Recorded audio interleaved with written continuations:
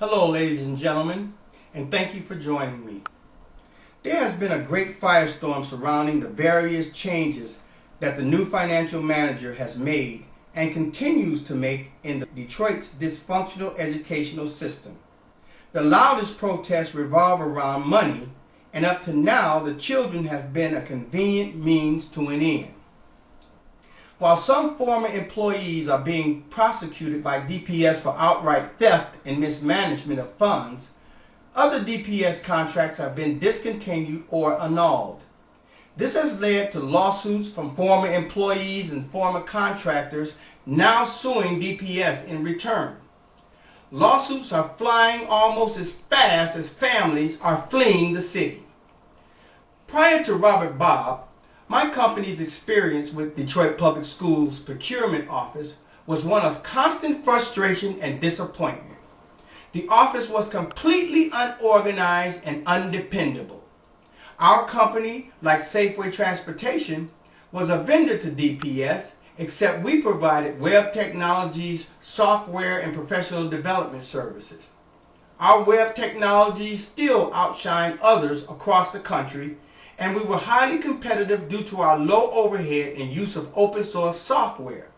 However, unlike Safeway, who enjoyed a comfy, cozy 35-year-long relationship with DPS, we had to chase down our earnings month after month after month, only to be told in many cases that the finances were going to be delayed yet another month. We can still recall sitting for hours in one principal's office wrangling for money that we had righteously earned until she finally admitted to us that her staff was too incompetent to even actually use the technology that she had ordered. As a result, she offered to pay us substantially less than what we had initially agreed to, or not pay us at all. That was our choice. To this day, we wonder, with all the corruption that is now being exposed in Detroit Public Schools, whether she submitted the full invoice to the procurement office and kept part of the money while paying us a substantially less amount than the initial agreement. In our experience, it was a common occurrence for the principals to agree to one figure, and then after we built the technologies, they withheld payment and forced us to agree to a much lesser amount. We were then forced to submit a new invoice while the principals kept both invoices. We tolerated this abuse because our small company had developed a business budget that incorporated DPS as our largest client. But as the abuse worsened, we eventually realized that the frustration and loss outweighed any potential benefits of continuing in this type of relationship, so we moved on.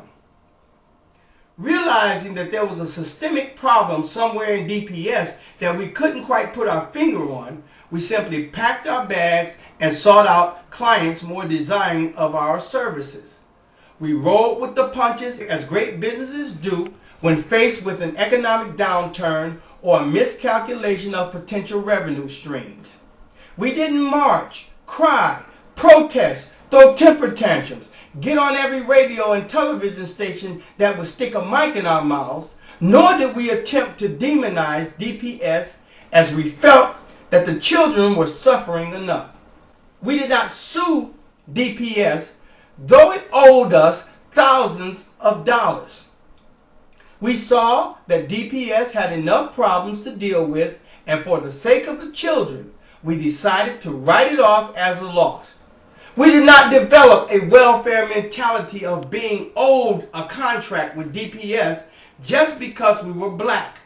Despite the sour taste left in our mouths by DPS, we were and still are a business that provides professional services to schools of excellence.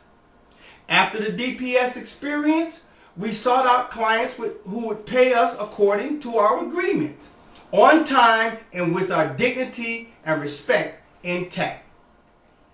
We share this experience, ladies and gentlemen, because we are unable to wrap our minds around the welfare and you owe me mentality as expressed by Safeway Transportation and many former employees of DPS.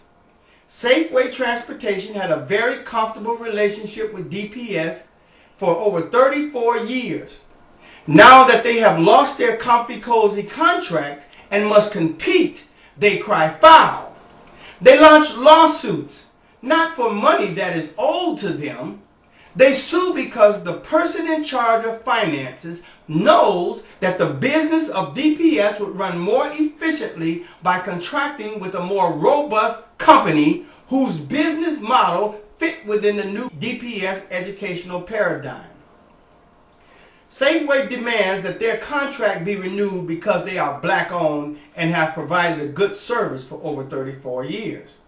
They also claim that the first student transportation company gained an unfair advantage because it did a thorough analysis of DPS and was awarded the lion's share of the contract to fulfill the transportation needs of the school district. But Safeway fails to acknowledge that their business model is antiquated and insufficient for a 21st century streamlined district.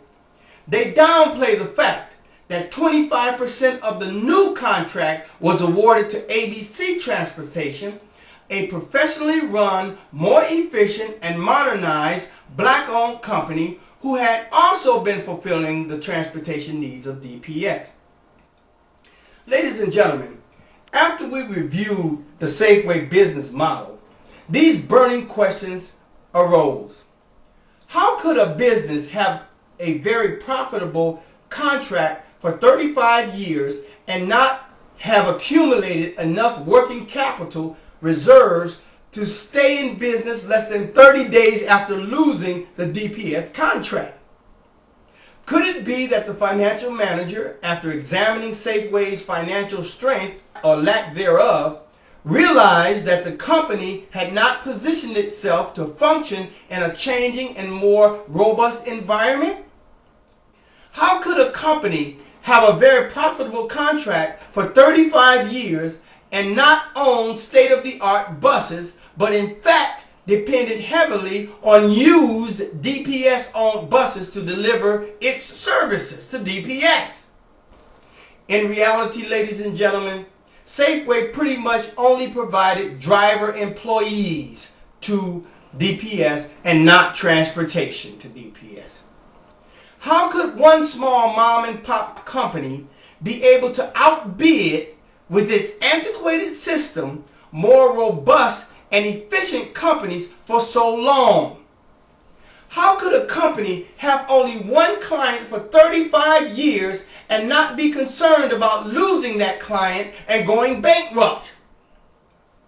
When one views the Safeway website and compares it with the ABC Transportation website, it is clear, ladies and gentlemen, that Safeway Transportation invested very little in marketing itself, upgrading its technologies, or positioning its business model to function in a highly competitive environment, while ABC shows a professionally run organization that is fit for the 21st century.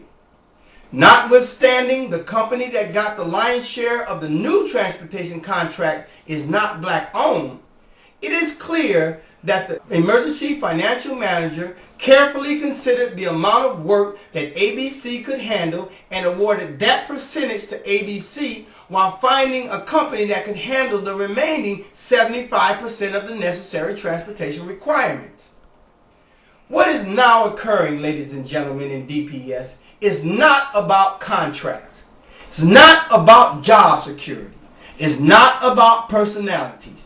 It's about finally making the children important enough to throw every unnecessary weight overboard so that the children may finally have a chance to demonstrate their latent genius, which up to now has been buried under petty politics, personalities, most favored vendor status, and corruption so entrenched that we may never know how deep the rabbit hole went.